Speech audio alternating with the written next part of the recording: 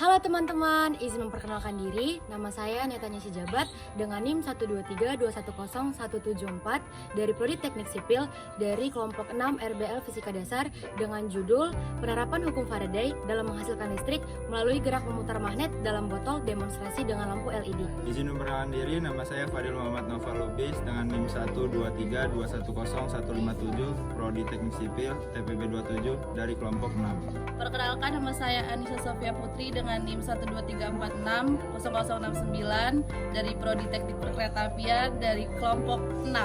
Izin memperkenalkan diri, nama saya Rivaldo Eka Dharma, NIM 123210169 dari TPB 27, asal kelompok RBL 6.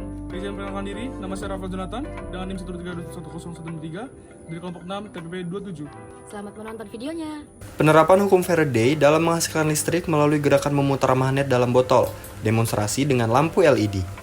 Hukum Faraday itu apa sih? Jadi, hukum Faraday itu hukum yang memiliki sumbangsi yang besar terhadap kemajuan listrik. Hukum ini juga tidak hanya digunakan di ilmu kimia saja, tapi juga ilmu fisika. Hukum ini ditemukan oleh Michael Faraday, seorang ahli kimia dan fisika asal Inggris pada tahun 1834. Itulah mengapa hukum ini dinamakan hukum Faraday, sesuai dengan nama penemunya. Jadi, hukum Faraday itu ada dua, teman-teman. Nah, hukum Faraday yang pertama itu bunyinya, Massa zat yang dilepaskan selama elektrolisis berbanding lurus dengan jumlah listrik yang digunakan. nah, kalau hukum Faraday yang kedua bunyinya, Massa zat yang dilepaskan pada elektrolisis berbanding lurus dengan massa ekuivalen zat itu. Nah, sekarang kita lanjut ke sejarah hukum Faraday. Jadi, pada tahun 1831, Michael Faraday ini berhasil menemukan pengaruh elektromagnetik yang dianggap sebagai penemuan yang sangat penting. Nah, setelah menemukan elektromagnetik, ilmuwan asal Inggris ini melakukan percobaan di bidang kimia. Faraday akhirnya menemukan adanya hubungan antara jumlah listrik yang digunakan dengan massa zat yang dihasilkan. Baik di katode maupun anode, pada proses elektrolisis pada tahun 1834, fakta hubungan tersebut kemudian oleh Faraday disimpulkan sebagai hukum Faraday. Tak hanya itu saja, Michael Faraday juga menemukan dua hukum elektrolisis yang menjadi dasar elektrokimia, yaitu hukum Faraday 1 dan hukum Faraday 2. Faraday juga banyak mempopulerkan istilah-istilah kimia seperti elektroda, elektrolit, anoda, katoda, dan sebagainya. Kini, hukum Faraday banyak digunakan secara luas pada berbagai bidang-bidang industri. Berdasarkan bunyinya, ini adalah rumus hukum Faraday yang pertama dan hukum Faraday yang kedua.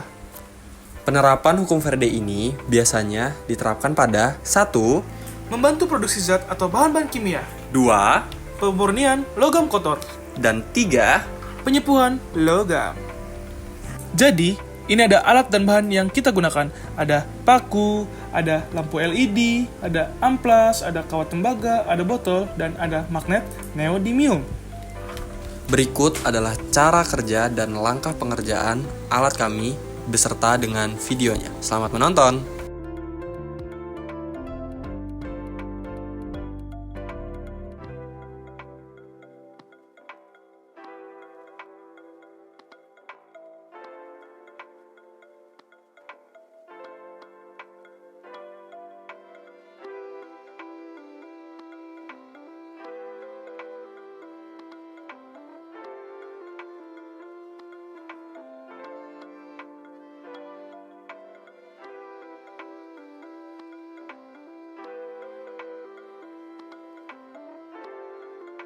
Setelah menonton video percobaan yang sudah dilakukan, yang terakhir, kesimpulan utama dari percobaan ini adalah hukum Faraday dapat diterapkan untuk menghasilkan listrik melalui gerakan memutar magnet.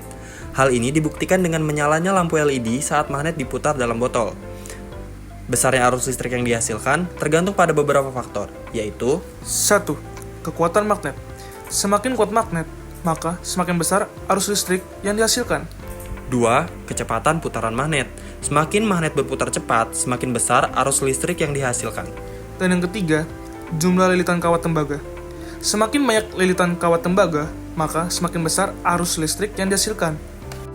Tibalah di penghujung video percobaan kami. Kami meminta maaf bila ada salah kata maupun perbuatan, dan terima kasih sudah menonton. See you!